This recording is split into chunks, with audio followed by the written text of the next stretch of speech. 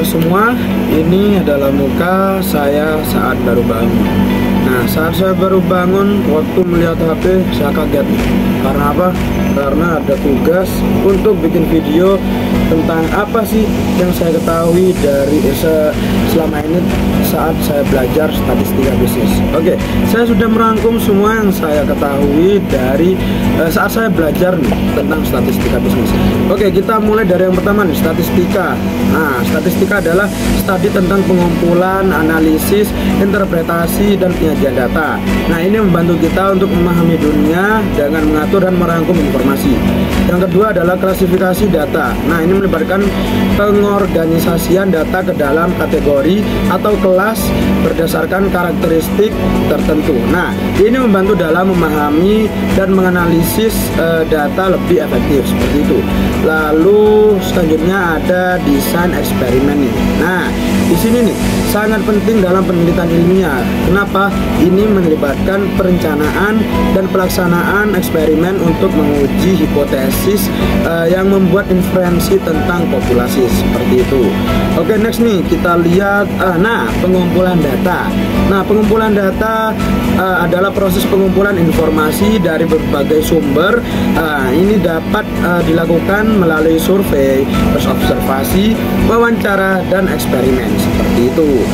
Paham kan? Nah, selanjutnya nih ada distribusi frekuensi.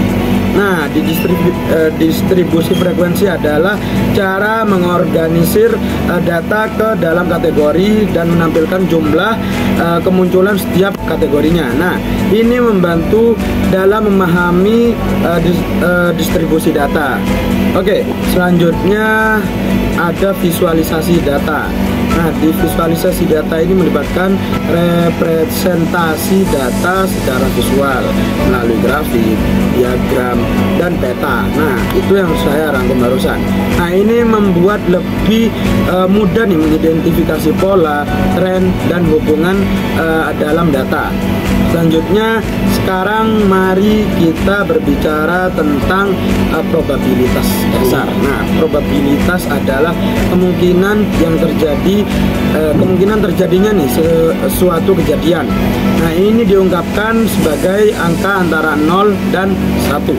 Oke, di mana 0 berarti tidak mungkin dan 1 berarti pasti seperti itu. Jadi kalau 0 berarti tidak mungkin, tidak bakal terjadi kayak gitu, dan 1 itu pasti. Nah, selanjutnya nih, dan itulah gambaran singkat tentang statistika yang saya pahami saat belajar statistika selama 1 semester. Aslinya masih banyak, tapi kalau saya rangkum semua, kalau saya jelaskan semua, pasti video ini lebih dari 10 menit, bisa bahkan sampai berjam-jam. Jadi saya singkat secara singkat, jadinya seperti itu. Kita ambil kesimpulan nih. Yang pertama adalah statistika dasar, pengertiannya yaitu studi tentang pengumpulan, analisis, interpretasi, dan penyajian data. Selanjutnya ada klasifikasi data yang melibatkan pengorganisasian data ke dalam kategori atau kelas berdasarkan karakteristik tertentu. Selanjutnya ada desain eksperimen yang sangat penting dalam penelitian ilmiah tuh. Nah, ini melibatkan perencanaan, pelaksanaan pada eksperimen untuk menguji hipotesis dan membuat inferensi tentang populasi. Selanjutnya ada pengumpulan data, yaitu proses pengumpulan informasi dari berbagai sumber gitu. Lalu ada distribusi frekuensi ini. Nah, di distribusi frekuensi itu intinya cara mengorganisir data ke dalam kategori dan menampilkan jumlah kemunculan setiap kategorinya seperti itu. Lalu ada visualisasi data, melibatkan representasi data secara visual melalui grafik, diagram, dan peta, pokok secara visual. Lalu ada lagi probabilitas nih, saya lupa kesimpulannya, yaitu kemungkinan terjadi suatu kejadian, yaitu 0 itu tidak mungkin dan 1 itu pasti, seperti itu.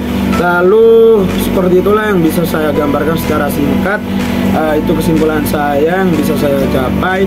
Sekian, saya Haryadi Chandra Prabowo, NRP saya 551 23 10 17, Inovasi Digital Institut Teknologi 10 November. Terima kasih, salam jumpa next video. Jangan lupa subscribe dan tekan tombol loncengnya. Terima kasih.